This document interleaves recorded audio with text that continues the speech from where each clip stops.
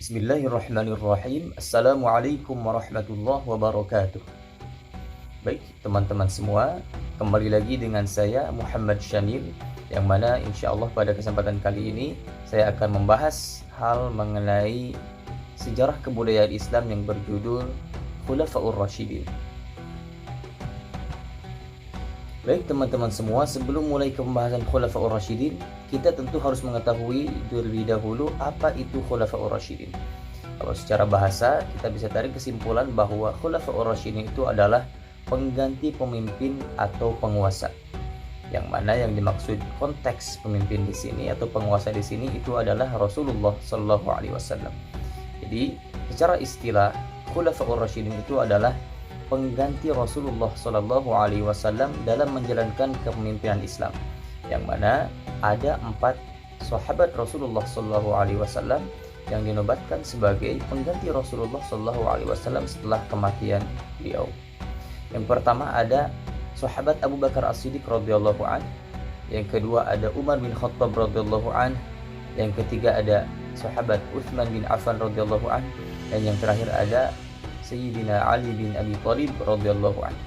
Yang mana kalau secara bahasa Khulafaur Rasyidin ini bukan sekedar hanya pengganti dari pemimpin dari Rasulullah SAW, tapi ada Ar-Rasyidin, yaitu yang selalu diberi petunjuk oleh Allah Subhanahu wa taala. Baik, lanjut ke materi selanjutnya teman-teman, yaitu ada peta konsep terlebih dahulu. Bahwa di sini ada dua subbahasan yang akan saya bawakan dari materi Khulafaur Rasyidin di sini, yaitu sejarah perkembangan Islam pada masa Khulafaur Rasyidin. Yang pertama, ada gaya kepemimpinan setiap pemimpin pada Khulafaur Rasyidin, empat-empatnya. Yang kedua, ada prestasi-prestasi yang dicapai oleh Khulafaur Rasyidin dan sekitar kehidupan kepemimpinan Khulafaur Rasyidin. Baik, kita masuk ke gaya kepemimpinan Khulafaur Rasyidin.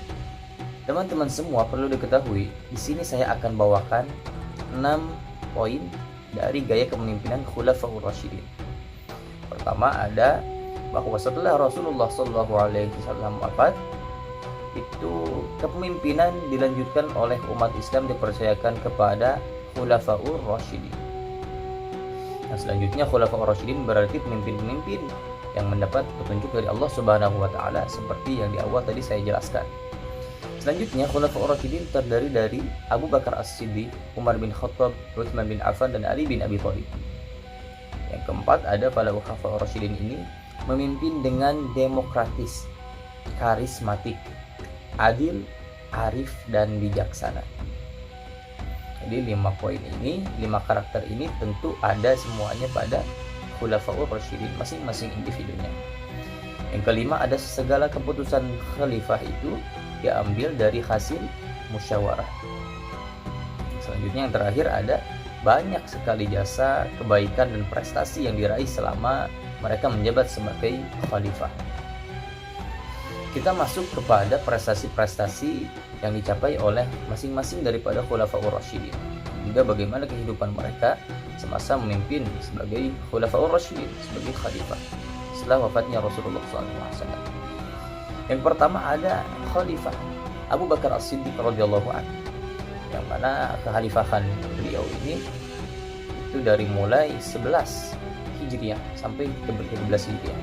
Kalau di tanggal Masehinya dia 632 Masehi sampai dengan 634 Masehi. Nah, di sini kaum muslimin mengalami guncangan terlebih dahulu. Guncangan atas apa? Yaitu guncangan terkait siapa yang akan menggantikan Rasulullah Shallallahu Alaihi Wasallam.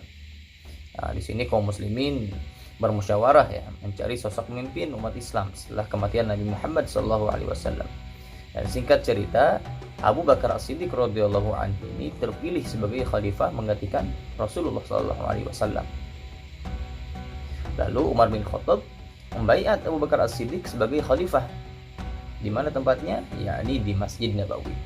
Adapun prestasi-prestasi yang dicapai semasa kekhalifahan pemimpinan Abu Bakar As-Siddiq ada beberapa. Di sini saya cantumkan 4. 1. Menyebarkan agama hingga ke negeri Syam. Yang kedua, memberantas kaum murtad. Selanjutnya, penguasa Persia.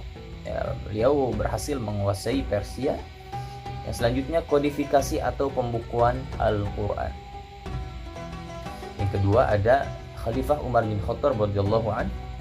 Di sini ada beliau memulai kekhalifahannya semasa sehabis Abu Bakar As-Siddiq ya, itu pada 13 sampai 23 Hijriah, sekitar kurang lebih 10 tahun.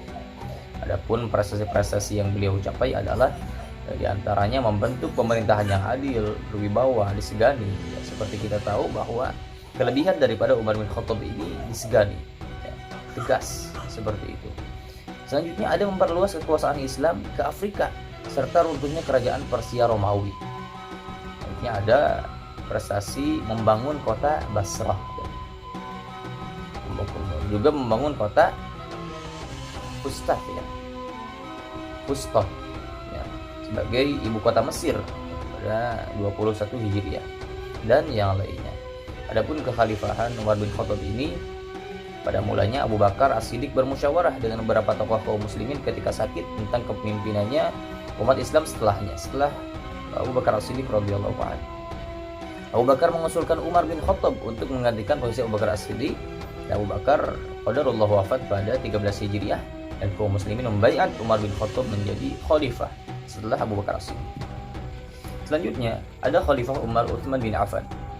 Ya, pada Khalifah Utsman bin Affan ini yaitu pada 23 sampai 35 Hijriah, yaitu setelah kekhalifahan Umar bin Khattab radhiyallahu anhu. Jadi Utsman bin Affan ini adalah khalifah ketiga ya. Prestasi-prestasinya yaitu menuntaskan penguasaan di Syam. Dan juga ada membangun armada laut, mempertahankan memperluas daerah Islam, menyempurnakan kodifikasi Al-Quran yang sekarang dikenal sebagai Rasm Utsmani ya. Itu adalah rasm yang disepakati oleh ulama Al-Quran dan yang lainnya.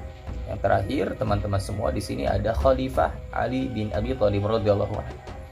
Ya, ini khalifah keempat menggantikan Sayyidina Utsman bin Affan, yaitu dimulai dari 35 sampai 40 Hijriah. Adapun prestasi-prestasi beliau yaitu salah satunya mengganti pejabat yang kurang cakap, memadamkan pemberontakan di kalangan umat Islam, dan yang terakhir menyempurnakan tulisan Al-Quran.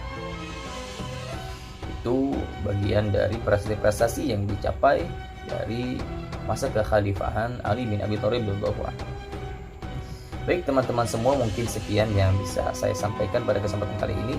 Mudah-mudahan apa yang saya paparkan bisa bermanfaat untuk teman-teman semua, menjadi ilmu yang bermanfaat bagi kalian semua dan juga khususnya bagi diri saya sendiri. Amin ya Allah ya rabbal alamin. Terakhir, mohon maaf apabila ada kurang lebihnya. Hasbunallah wa ni'mal wakil. Yang benar dari Allah Subhanahu wa taala dan yang salah murni dari diri saya sendiri. Hada wa sallallahu ala nabiyyina Muhammad. Wassalamu alaikum warahmatullahi wabarakatuh.